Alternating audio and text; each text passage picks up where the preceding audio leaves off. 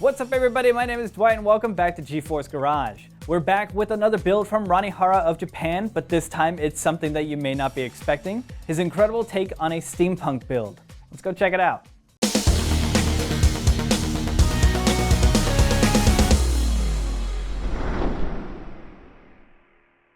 こんにちは皆さん、原ロニです。今日はですね作った、モート PC を紹介したいと思います。今回ですねスティームパンクのテーマを選んでこの作品を作りました。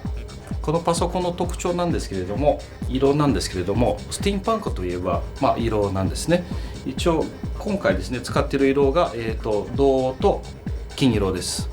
パソコンの特徴なんですけれども、今回ですね一応アクリルと銅パイプと動物の皮を使っております。このパソコンのもう一つの特徴なんですけれども、この水冷を、スティームパンクっぽくするためにオイルをイメージにして、液体を黒くしました。ここについているモニターなんですけれども、パソコンの全体的な温度と、ファンの回転数がコントロールができます。今回このパソコンに使っている、マザーボードなんですけれども、ギガバイトさんの、Z270 と、グラフィックカードの方では、GeForce の GTX1080 枚挿しております。一応使っているメモリなんですけれども、ABEX さんの4枚、16ギガ使ってます。で SSD の方が、2枚、240ギガを使っております。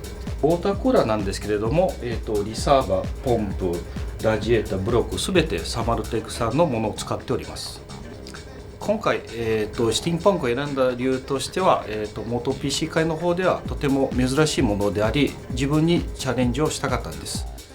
これからも、いろんなチャレンジをしたいと思っております。Thanks, Ronnie, for showing us your rig. I'm sure we're going to see more from you in the future. If you guys enjoyed this video, be sure to hit that subscribe button down below, and I'll see you for the next one.